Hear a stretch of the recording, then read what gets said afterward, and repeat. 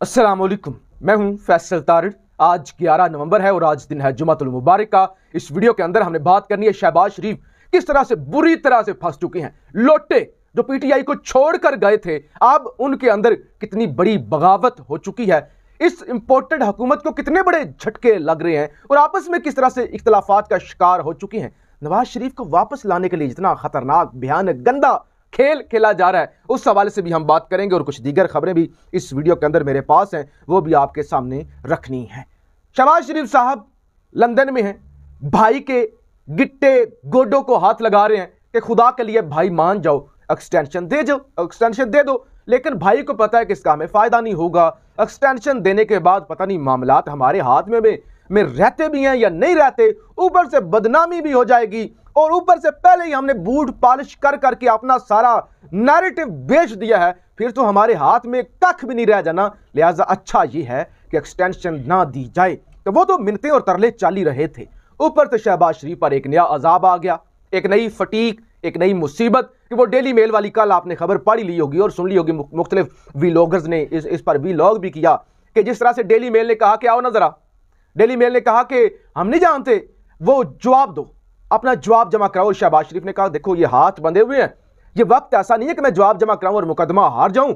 मैं तो पहले ही हारा हुआ हूं, पहले ही बेइज्जती हो रही है, मुल्की हालात इस तरह के हैं, मुझे रिलीफ दिया जाए, मुझे वक्त दिया जाए, जवाब जमा कराने के लिए वक्त दिया जाए। उन्होंने कहा ये पाकिस्तान की 130 नंबर वाली आपकी जुडिशरी नहीं है, ये लंदन की, ये बरतानिया की जुडिशरी है, यहां पे आपकी नहीं चलेगी। तो जस्टिस मैथ्यू नैकलन ने कहा कि जवाब तो देना पड़ेगा, आपका दामाद और आप जवाब जमा कराएं। आपने बड़े बड़े बहादुर बन के दावा दायर किया था और आप कहते थे कि नहीं जी हम सच्चे हैं, हम सच्चे हैं, हम पे झूठे इल्जामात लगाए गए। तो आप आए ना मैदान में, तो वहां पे भी बेबस, वहां पे भी कोई बस नहीं चल रहा और ना कोई मियां साहब मान रहे हैं, ना वहां पे दाल गल रही है। और ऊपर से लंदन जाके मजीद फंस गए कि वहां पे ये मुकदमा और उसकी वो बस आप टोपियां पहनी हुई हैं और उसी से काम चल रहा है। लोगों को बेवकूफ़ बनाने की नई साजिशें सोची जा रही हैं, लेकिन मुकम्मल तौर पे नाकाम हो चुके हैं। और ऊपर से इमरान खान लॉन्ग मार्च, आज लॉन्ग मार्च का दूसरा दिन है, दोबारा जो शुरू हुआ था।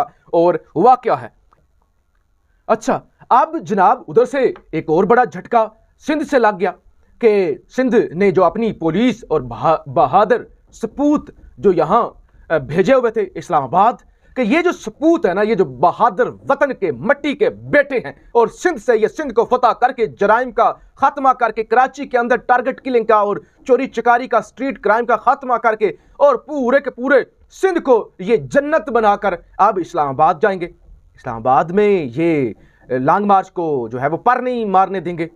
उनको सिंध सरकार ने वापस बुला लिया है और 1025 एहलकार जो है वापस चले गए हैं। यहाँ पे वो बेचारे, उनके साथ जो हो रहा था ना, वैसे सिंधी हमारे भाई हैं, हमारे भाई हैं, हम सब भाई हैं, कोई पश्तून हो, कोई पंजाबी हो, सब भाई हैं, सब एक हैं, सब मुसलमान हैं, सब पाकिस्तानी हैं, कोई सुबाइयत, कोई कौमियत, कोई कुछ भी नहीं है। कलमे की बुनियाद पर भी हम एक हैं, वतन की बुनियाद पर भी हम एक हैं। लेकिन उन बेचारों के साथ जो यहाँ पे सलूक किया गया, मैं पहले भी बारहा अपनी वीडियोस के अंदर बता चुका हूँ कि क्या बेचारे, एक बाग से उठाओ, एक पार्क से उठाओ, दूसरे में फेंक आओ, और वो बेचारे रोते थे, ना रोटी मिलती थी, कोई 800 रुपया उन्हें देते थे रोज का, और उन्हीं में उन्होंने वो सफर भी करना है, खाना भी है, पीना भी है, सोटियां उन्होंने हाथ में पकड़ी हुई थी। क्या यहाँ पे उनका हो रहा था। और अब जब सिंध हाई कोर्ट ने झाड़ पिलाई है, उनका इलेक्शन क्यों नहीं करवा रहे, कौन से सैलाब के अंदर पुलिस लगी होती है और कौन सी आपकी जो है वो आपने इस्लामाबाद पुलिस भेजी, वो वापस बुलाएं, फौरी इलेक्शन कराएं। तो अब जनाब यहाँ पे बड़ा झटका लग गया कि वो जो खान को जिन सपूतों ने रोकना था वो तो वापस चले गए हैं। तो लिहाजा इंपोर्टेड माफिया यहाँ भी सोच रही है कि क्या हो चुका है।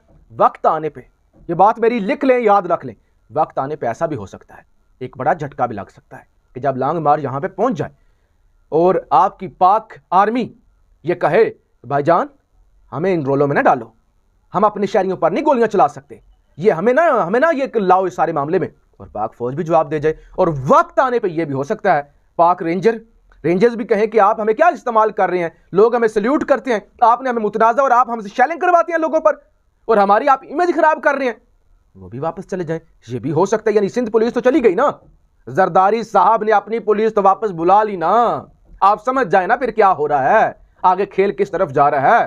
तो जरदारी साहब ने अपनी पुलिस वापस बुला ली और यहां जो है वो पाक फौज भी नहीं आएगी। मुझे पक्की एक उम्मीद है, जो मेरे पास कुछ इंफॉर्मेशन है, पाक फौज इनकी खातर नहीं आएगी लॉन्ग मार्च को रोकने के लिए, और रेंजर्स भी हो सकता है चली जाए। लिहाजा इनके हाथ में कुछ नहीं रहने वाला, इनके हाथ में कख भी नहीं रह जाएगा और ये बड़े रुस्वा होकर निकलेंगे। और खान जो है ना वो कोई 6 महीने का, ये जो कहते हैं कि एक इंटरम सेटअप आप लेके आ जाएं 6 महीनों का, और वो ये अबूरी जो आपका सेटअप होता है उसको लेके आ जाएं, तो लिहाजा वो हमारे कारनामे सारे करतूत लोग भूल जाएंगे। 6 महीनों के बाद इलेक्शन होगा तो लेवल प्लेइंग फील्ड मिल जाएगी, भगोड़ा भी आ जाएगा। उस हवाले से भी हमने बात की, लेकिन इनको ऐसा कुछ नहीं मिलने वाला। और फिर छोटे मियाँ साहब फरमाते हैं, मियाँ साहब आ रहे हैं, नाकामी इमरान खान के मुकद्दर में है। वज़ीर आज़म शहबाज शरीफ की मुलाकात के बाद लंदन में मीडिया से गुफ्तगू। मियाँ साहब अभी तक तो नाकामी आपके मुकद्दर में है, अभी तक तो आप कोई बयानिया नहीं बना सके, अभी तक तो आप मक्का मदीना में भी गए तो वहां पे भी जो आपके साथ हुआ पूरी दुनिया ने देख लिया। अभी तक तो जिस भी इलेक्शन में आप गए सारी स्टेट मशीनरी के बावजूद और धांधली के बावजूद जो आपके साथ हो गया है ना, वो भी दुनिया ने देख लिया है। और जितना कुछ आपके हाथ में है वो भी दुनिया ने देख लिया है कि आपके हाथ में है क्या। तो अभी तक तो नाकामी है आपकी। आपने एक बंदे को गोलियां मार के मरवाने की कोशिश की तो वो अल्लाह का बंदा फिर भी सर्वाइव कर गया, अल्लाह उसके साथ है, उसने मौत को भी शिकस्त दे दी।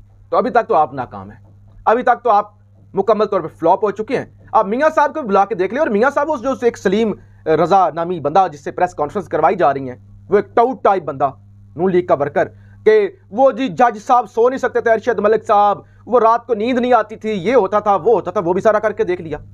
अब मियाँ साहब वापस आ रहे हैं, इसी महीने या अगले महीने आ जाएंगे।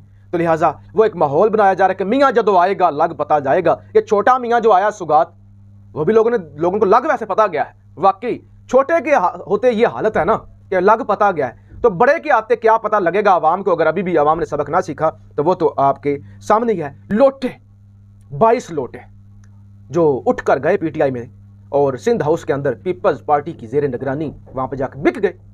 ये अहमद हुसैन दैड जैसे लोग, अफजल ढांडला और ये बाकी सारे राजा रियाज लोग जैसे इस तरह के, और उसमें खवातीन भी जिनको खान ने गिफ्ट की हुई थी सीट, जो इलेक्शन नहीं जीती थी, वो इलेक्शन नहीं लड़ा था, वो अब लोटों के अंदर बगावत। मैंने चंद दिन पहले एक वीडियो की थी, मैंने कहा था लोटे खान को तक पैगाम पहुंचा रहे हैं कि ये हाथ बांधते हैं, गलती हो गई है, मुर्शद माफ कर दें, बहुत बड़ी गलती हो गई। लेकिन खान कहता है कि इनको मुझसे दूर रखो, शक्ल भी मुझे मत दिखाना इन लोगों की। और अब इनके अंदर अपनी लड़ाई होगी कि पहले पार्लिमानी लीडर था इनका लोटों का अहमद हुसैन दैड, और अब जो है वो अफजल ढांडला, उनको उन्होंने लीडर मुंतखब कर लिया। यानी आपस में बगावत, लोटों के अंदर आपस में बगावत हो गई, लोटे आपस में लड़ गए हैं। और अपना लीडर वो 22 लोगों का, 22 लोटों का लीडर, पहले एक लोटा लीडर चूज किया, वो उस पर एतमाद उठ गया है, और अब दूसरा लोटा लीडर बना लिया। तो यहां पर भी बगावत हो रही है। और आखिर में बड़ी जल्दी के साथ परवेज रशीद साहब, कायदे, मैं कहता हूं सियासत, बहुत बड़ा नाम बरसगीर पाको हिंद का, मरियम नवाज की तकरीरें भी लिखते हैं, वो जरा पढ़ के सुना दूं।